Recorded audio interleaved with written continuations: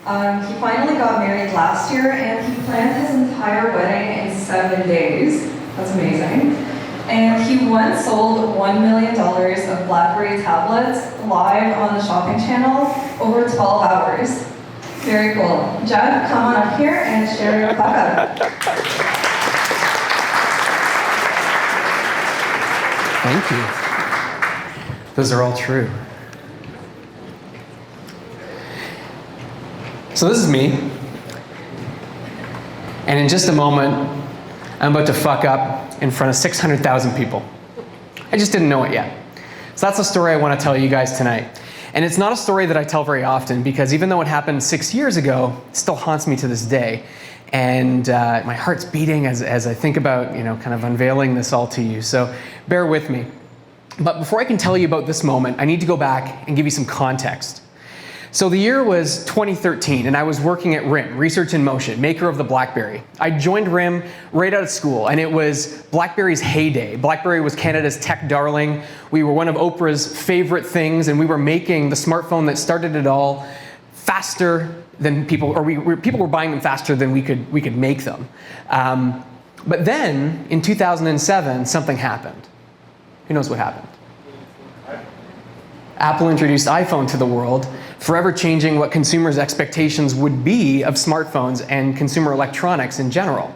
And to say that BlackBerry underestimated the impact of iPhone and iPhone as an existential threat to our business is, well, a whole fuck up in and of itself. And I could do a whole talk on that. Maybe Marshall will invite me back sometime to talk about it.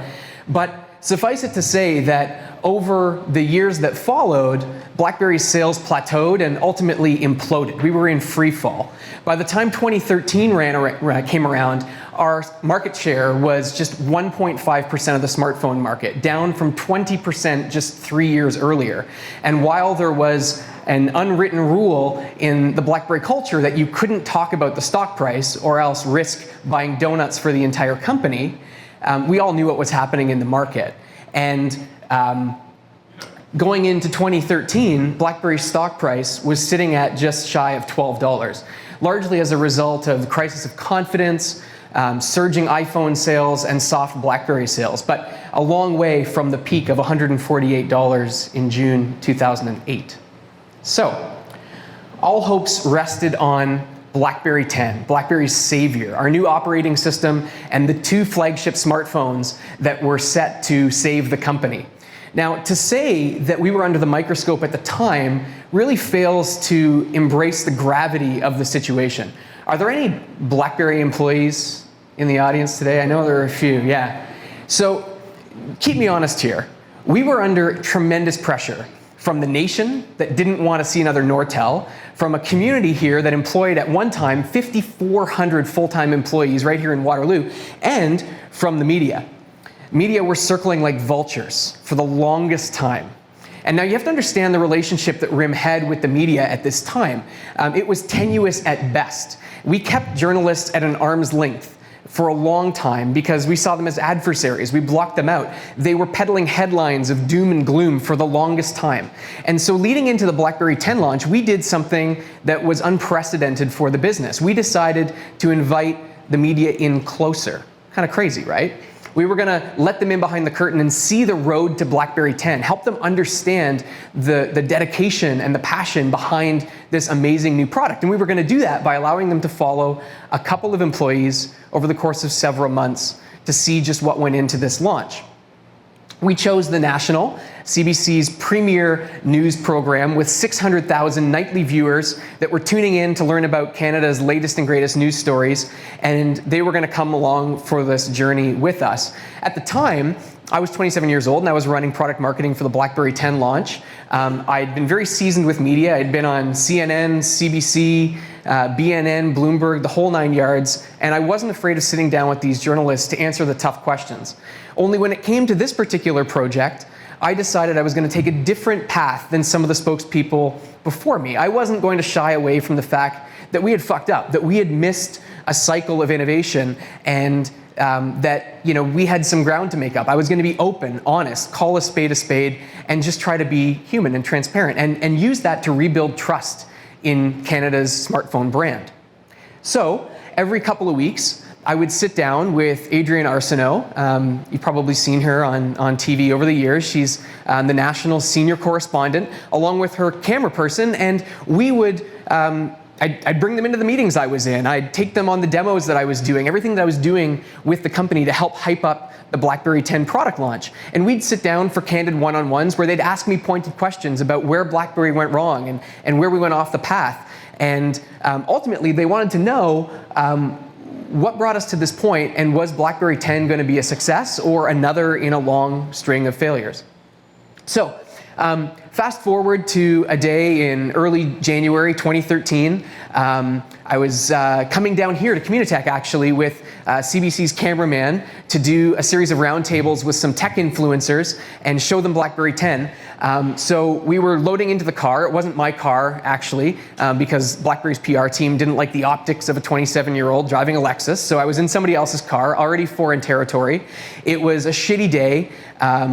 Really treacherous road conditions. His camera, as you can see, is huge, so he actually had to have the window open and the camera half out the window into the street in order for us to all fit in the car. As you can see, these are they're part of a recipe for disaster. And the journalist wasn't in the car. It was just me and this guy. I thought he was shooting B-roll. I thought we were shooting the shit. And that was an assumption that I later came to regret. And I promise I'll get to that in a second. But fast forward to our launch day, January 30th, 2013. Everything seemed to go pretty well.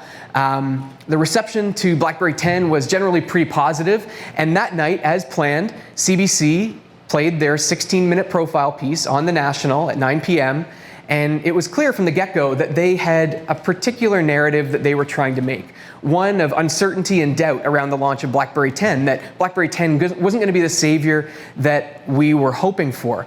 And to put a point on their point of view, they cut to some footage of me shooting the shit in the car with the cameraman. It's not what I said that haunts me, it's what I didn't say, or rather maybe how I didn't say it. So I'm going to play this for you, and I'm going to go hide in the corner while you watch it. Oh, uh-oh. Yeah! I'm fucked up here. Request access. This might work to my advantage, actually. Yeah, I don't think this is going to play, actually, Marcia. So let me talk you through this. What you would have seen, and if we can get it to play, I'll play it, because this is part of my catharsis. I wanted to show this in front of a big audience so that I could process this and turn the page. What you would have seen is the cameraman ask me pointedly, "So, is this thing going to be a hit?" And then me sit there in fucking silence for 30 seconds contemplating my response. Kind of chuckling. Yeah, I think this is going to be great. I think it's going to do wonderful. And then cut to the journalist who's like, and the reflection to contemplate the answer before, just like, my heart goes into palpitations when I think about this. The point they were making was that the head of marketing for the BlackBerry 10 launch was uncertain about whether this product was going to be a success or not, right? And it gave rise to uncertainty for potentially hundreds of thousands of buyers. If the head of product for this product doesn't believe in it, why should you, right? And what happened next was interesting. Overnight, the stock price dropped 10%. I can't take credit for that all on my own. There were a bunch of other fuck-ups. Alicia Keys, our newly appointed creative director, was tweeting from her iPhone, which was great. We didn't have enough stock. We didn't have enough apps. There were, a whole bunch of things. But the halo effect of this media story certainly wasn't doing us any favors, right? Let me give you a glimpse into what was going through my mind when I got this simple and innocuous question, right? Is this thing going to be a hit? Immediately I thought, well, you don't want to overcommit, overpromise. You don't want to, write checks with your mouth that you can't cash, right? You don't want to ignore the enormity of the task that you guys face, because ultimately these are the exact types of things that got us in this predicament in the past. Being too bullish, saying that our products were leapfrog devices, being totally out of touch with reality. So I did exactly what my PR training over hundreds of hours and dozens of interviews told me exactly to do. I paused, I reflected, I developed a thoughtful answer, or so I thought, And then I started into my answer, because at the end of the day, what they tell us in PR training is that journalists are going to cut around your answers and turn it into a little soundbite. But in this particular instance, when they had a very clear picture that they were trying to paint, my thoughtfully deliberate answer gave them the canvas and the brush and the paint and fucking everything, right? So, you know, I was pretty pissed, needless to say. I felt like this entire thing was a setup. The guy getting me in an unfamiliar car with the window open, with the huge camera, without the journalist there, asking me seemingly unfamiliar, unassuming questions. I felt like they were trying to get me to drop my guard and get me to fuck up and give them some kind of ammunition that they could use. And they worked. It worked, right? The next day I went into the Blackberry New York office and I felt like hundreds of pairs of eyes tuned into me, giving me this look like my dog had just been hit by a car or something. I couldn't tell if they were embarrassed for me, disappointed in me, or maybe questioned my resolve and whether or not I even believed in the product in the first place.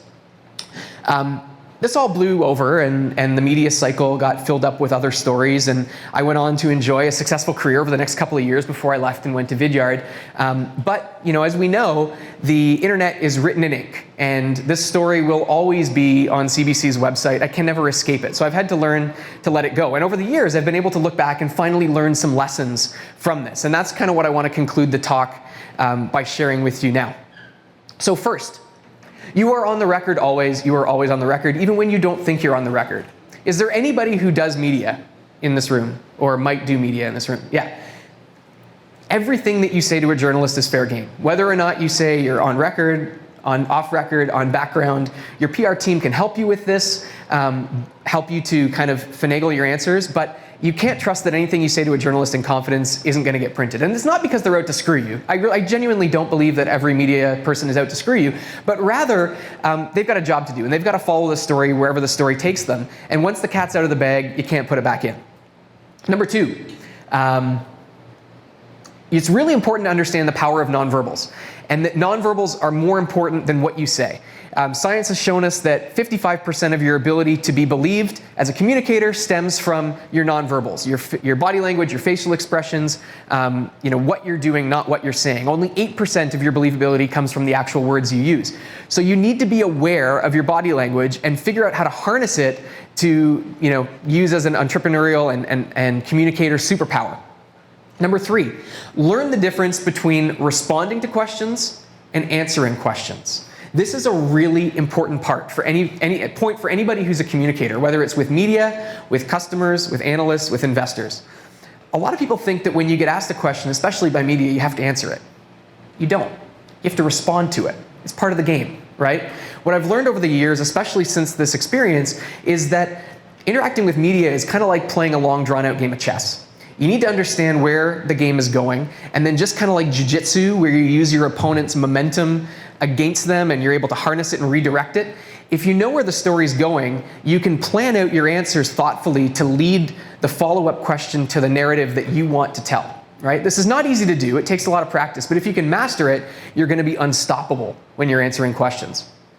Number four, you need to recognize that when you're interacting with journalists, not all of them are objective, especially in today's market. There are a lot of journalists who themselves are media figures, right? You're going to see one of them on stage tomorrow. They make a job, a career, out of not just uncovering the facts, but presenting an opinion. So you need to understand what angle people are maybe trying to introduce, and you're going to do that by researching the journalists, reading past articles, seeing what angles they ask, understanding what hard, and in my case, easy questions might trip you up, and planning for all of those scenarios and outcomes. Number five, you need to be the one who shapes your story, or else somebody's going to shape it for you. And this is particularly true in today's media environment. With media outlets trying to cut overhead costs, you've got fewer journalists that are trying to fill the same number of column inches. So they don't have the same kind of time to do the legwork that they used to do around their stories. You can use this as an advantage as a communicator if you're able to take them the building blocks of a strong story that is of value to their audience and that's also in line with your narrative. There's a nuanced point here, though. You can't just try to feed them a story, because if you do, you're going to learn very quickly that that media person is not on your payroll and it's not their job to execute your marketing plan, and you'll find yourself in a lot of scrutiny. And then 6, and finally, and I think this is maybe one of the most important lessons, this experience helped teach me what's inside and outside my circle of control, right? There are certain things in this experience that I couldn't control. I couldn't control the narrative that CBC was trying to make. I couldn't control the way that my peers and that customers in the world were going to interpret my comments, or the intention that maybe they tried to attach to those comments. What I could control is how I responded, right? I didn't let this scare me off of media. I doubled down. I tried to get better at interacting with media, and today I'm an analyst for CTV, doing tech talks and trying to dissect news of the day. So what you need to do is not be scared off by these fuck-ups, but double down and try to figure out how you can turn them into a superpower. So I'm convinced that this experience really laid the path for the journey that I've ultimately taken. Years later, I'm now running a PR and marketing firm, helping startups and growth companies to harness the power of storytelling and craft and tell their stories, and working with a lot of entrepreneurs to be comfortable and confident when they're interacting with media, so they don't fall victim to the kinds of fuck-ups that I did. And let me tell you, this is just one of them. There's a whole bunch more. Happy to tell you over a drink. The lesson or takeaway from my story isn't to distrust media, not at all. I really believe that media is an important and powerful accelerant to your storytelling if you deploy it right. Instead, it's to learn how to be more deliberate with your preparation, how to anticipate and really be considerate with your responses without overthinking them and over-rehearsing them. And ultimately, my goal tonight in sharing this story, aside from the little bit of catharsis that I hope to get from playing that video for you, is to share with you some communicating secrets and convey that if you do fuck up when you're interacting with media, we've all been there, we've all done it, and it's not the end of the world. Thanks.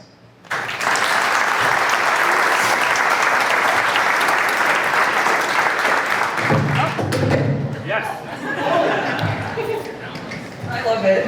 One of my favorite things about Fuckup Nights is that anything that fucks up, it's totally on brand. I think we could potentially still play that video if you have access on your mobile to share it with me. Mobile, yeah. Sounds good. We'll try. If it doesn't work in a minute or so, then we'll.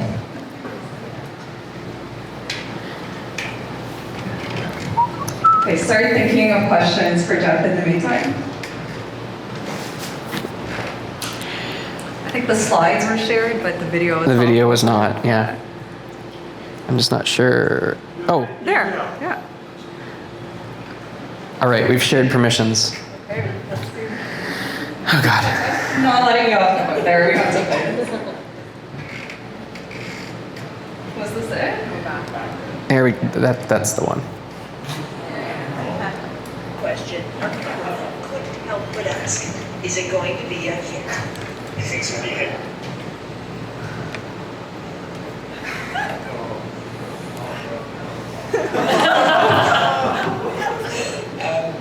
Yeah, I think it's gonna be. I think it's gonna be great. The honesty to actually think about it, and the time to react. Yeah, I think it's gonna be okay.